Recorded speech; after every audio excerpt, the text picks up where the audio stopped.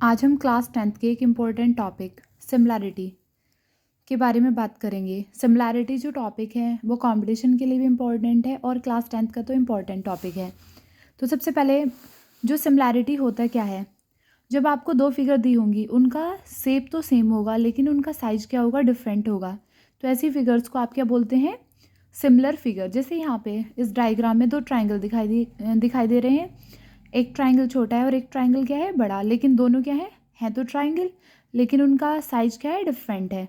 ऐसे ही दो सर्किल हैं, दोनों सर्किल हैं लेकिन उनका साइज क्या है, डिफरेंट। तो ये दोनों जो फिगर हैं बेटा वो कैसी हैं, आपके सिमिलर फिगर। अब नेक्स्ट है आपका जो टॉपिक है क्लास 10th के अकॉर्डिंग, वो है सिमिलैरिटी ऑफ ट्राइंगल, कि दो ट्राइंगल कब सिमिलर होते हैं। तो उसकी सारी कंडीशंस के बारे में हम डिस्कस करेंगे कि दो ट्राइंगल कब कब सिमिलर हो सकते हैं। तो सबसे पहली कंडीशन है कि अगर आपको दो डायग्राम दे रखे हैं, यहाँ पे एक ट्राइंगल ABC है और एक ट्राइंगल है आपका PQR। अगर इन दोनों ट्राइंगल के ये तीनों एंगल्स आपस में इक्वल हो जाएं तो दोनों ट्राइंगल कैसे हो जाएंगे, similar. All corresponding angles pair of triangles are equal. Pair का मतलब एंगल A P के इक्वल है, जो B है वो Q के इक्वल है, और जो एंगल C है वो किसके इक्वल है, R के। तो A P के इक्वल हुआ, B Q के इक्वल, C R के इक्वल। तो ट्राइंगल ABC किसके सिमिलर हो गया, ट्राइंगल PQR। अब ये जो नेक्स्ट फिगर है उसमें भी आपको दो ट्राइंगल दिखाई दे रहे हैं। एक ट्राइंगल है ABC और एक ट्राइंगल है PQR। जो एंगल A है वो तो Q के इक्वल है, और ये B जो है वो R के इक्वल है, और C है आपका P के इक्वल। तो ये जरूरी नहीं कि एंगल A P के ही इक्वल होगा, कहीं भी इक्वल हो सकते हैं। कोई भी करस्पॉन्डिंग एंगल्स कैसे हो जाएंगे, आपस में इक्वल।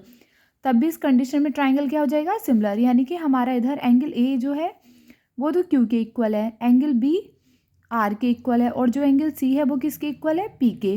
तो जो ट्राइंगल ABC है वो किसके सिमिलर हुआ, ट्राइंगल QRP के।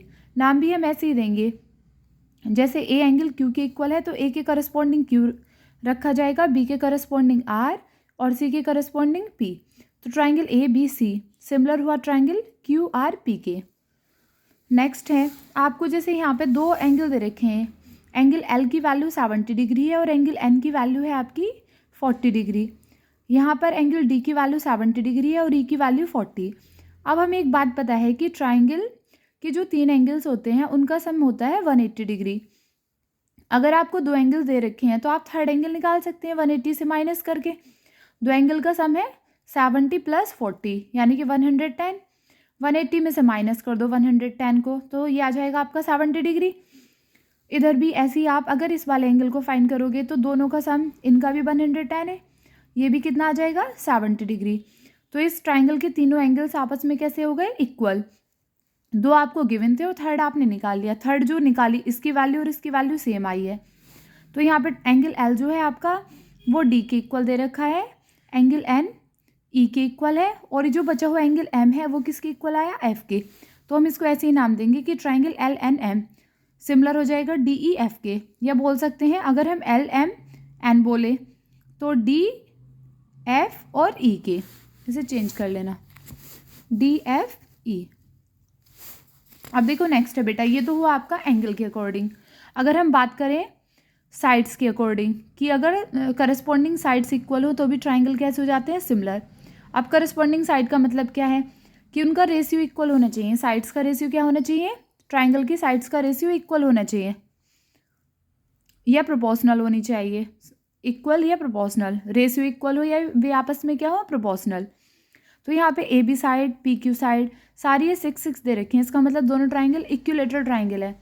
तो इक्विलेटरल ट्राइंगल, इसकी भी साइड 6 हैं और इसकी भी साइड क्या है, सारे 6 हैं।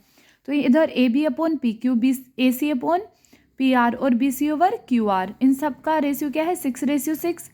तो वैल्यू कितनी आ गई, 1। तो ये दोनों ट्राइंगल कैसे हो जाएंगे, सिमिलर। नेक्स्ट दे रखा है, एक ट्राइंगल है आपका ABC और एक ट्राइंगल है PQR। ट्राइंगल ABC की AB साइड 4 है, BC साइड 8 है और AC साइड कितनी है, 6। इसमें जो ट्राइंगल PQR है उसकी PQ साइड 3 है, QR साइड 2 है और PR साइड क्या है, 4। तो यहाँ पे देख रहे हैं रेशियो सेम होना चाहिए या साइड क्या होनी चाहिए आपस में, प्रोपोर्शनल। तो ये 4 है, तो 4 का हाफ करोगे 2, 8 का हाफ करोगे 4 और 6 का हाफ करोगे 3, या कह दो कि 3 का डबल 6 है। 2 का डबल 4 है और 4 का डबल क्या है 8। तो यहाँ पे जो ए बी साइड है वो किसके करस्पॉन्डिंग हुई, क्यू आर के। ए बी किसके करस्पॉन्डिंग है, क्यू आर। बी सी जो है आपकी वो पी आर के करस्पॉन्डिंग, और ए सी जो हो वो है पी क्यू के करस्पॉन्डिंग। तो इन साइडों का हमने वैल्यू डाली, सबका रेशियो आया 2। तो ट्राइंगल ए बी सी वो सिमिलर होगी आपका क्यू आर पी के।